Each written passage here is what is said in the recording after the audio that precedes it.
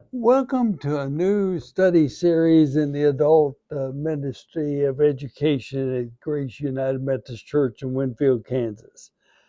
We've been doing this for 5 years, and this is a new series. And I've entitled this series Leadership from the Perspective of Faith. Now, in this exploration, I will often refer to Robert Greenleaf, a layperson whose occupation was an executive in a multinational corporation. His thoughts and writings on leadership were based on two experiences. First, not on the basis of academic study or academic research, rather, they were based on observation, observing leadership in the corporate setting. But secondly, these learnings and insights were based on his own faith experience as a follower of Jesus. His classic book, read by millions, was entitled Servant Leadership. Now, I was introduced to Greenleaf's thought by laypersons who were attending workshops on the subject of servant leadership. I read the book, attracted to it. I attended seminars led by Greenleaf, and I have today in my possession audio tapes of many of his seminars. Having personally met Greenleaf, I just want to share briefly my own journey. First of all, I got engaged with Greenleaf when I was a pastor of a local church, and I attempted to develop an environment of a faith community that respected and nourished leadership based on faith rather than leadership based on elected positions or delegated responsibilities. Then I became a college president. I initiated the Servant Leadership Award given to laypersons who exemplify faith in their leadership. And the first Servant Leadership Award was given to the the editor of the editorial page of our regional newspaper. Then I was elected a bishop. I was often a voice crying in the wilderness over against the understanding that leadership was the one who was at the top of the hierarchy, the pyramid of the organization. And whoever was at the top was the leader. And I discovered that many times that person at the top was there as a consequence of self-serving leadership. And I worked against that in my role as bishop. Now, basic to my journey and basic to this exploration of leadership from the perspective of faith is that the identification of one who is a leader is simple. It is one who has followers. A leader is one who has followers. Nothing to do with the position, nothing to do with the office, nothing to do with an election. It has to do with followership. Greenleaf observed this in the corporate setting. He watched persons throughout the organization in every function that you can imagine the organization, um, uh, the life of the organization had a lot of different functions. Some had very insignificant functions, but they all had a remarkable characteristic. He kept seeing certain people were followed. Their demeanor determined how other people in the group were treated. Their ideas were engaged rather than disregarded. He found these people whose function might be a clerk, a custodian, a parking lot attendant, as well as some in management who often, with a question or a response to the idea of another, determined the direction of the conversation or the action of the corporation.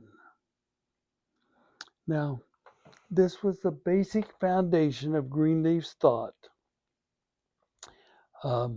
Whether one is followed determines who is a leader, not the functions they perform. It's important to note that often leaders who are followed can lead others for the common good, or leaders can lead others for what is best for themselves and a chosen few. Again, leadership can take folk in one direction, service of others, or another direction, serving oneself or a chosen few. This is where the distinctiveness of Greenleaf's work emerges, because servant leadership is the marriage of the faith commitment to serve others with the understanding that leaders are those who are followed.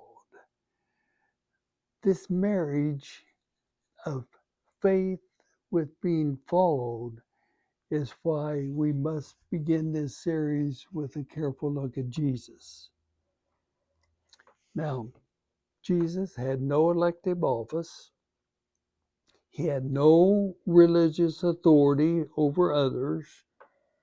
Jesus had one guiding principle in his life and teachings.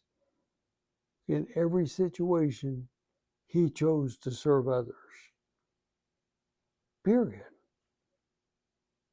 And by serving others, he served the common good, what is best for all.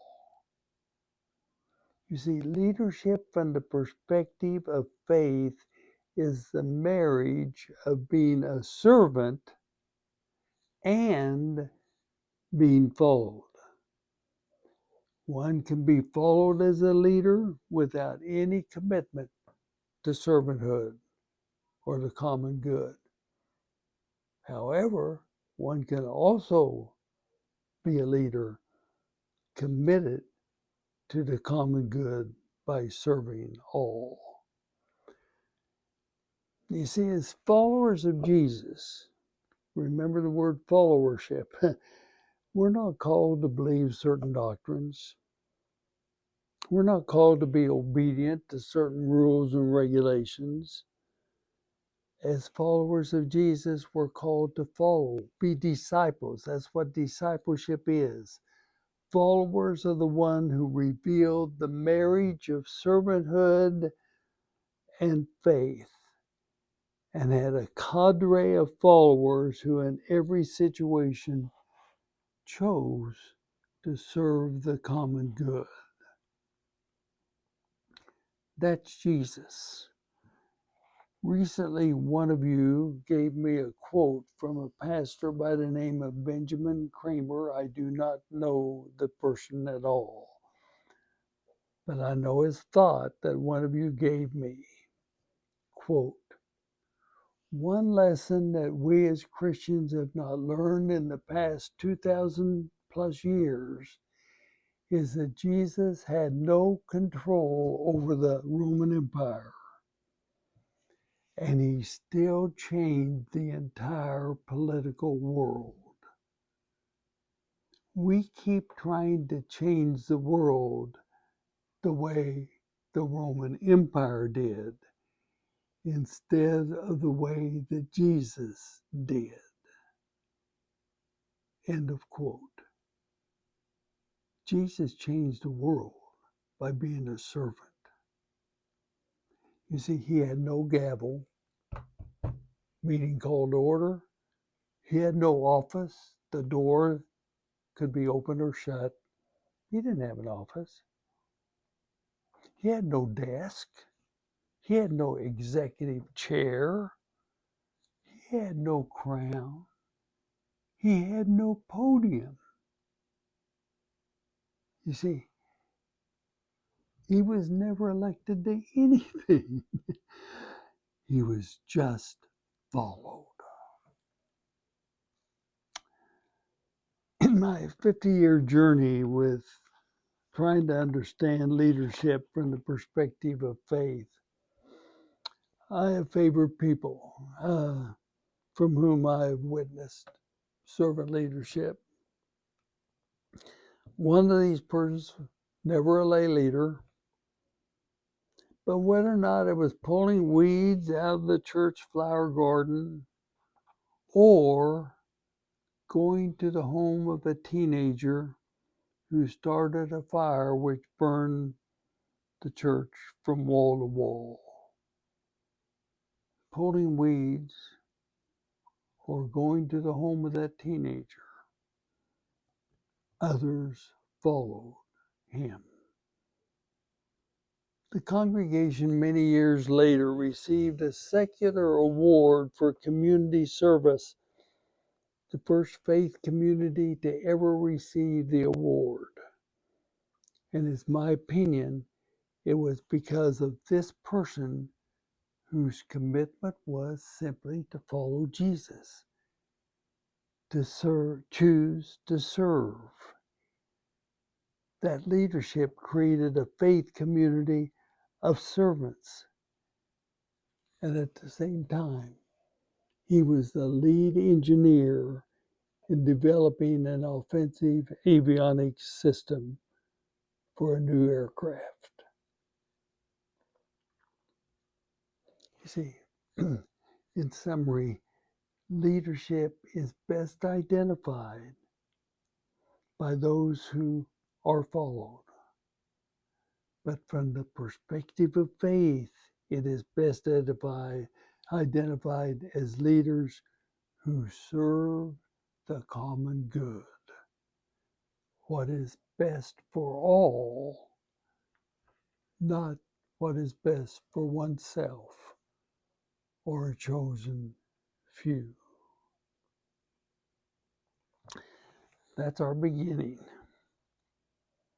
And for your thought and conversation, what's your response to the understanding that leadership is not determined by a position or office, but rather by being followed? As a disciple, a follower of Jesus, what is your experience in choosing who to follow on the basis of whether or not they are servants, committed to the common good, rather than what is best for oneself and a chosen few? And finally, what are your stories of servant leaders you have witnessed in your own journey of faith? Thanks for beginning the journey with us.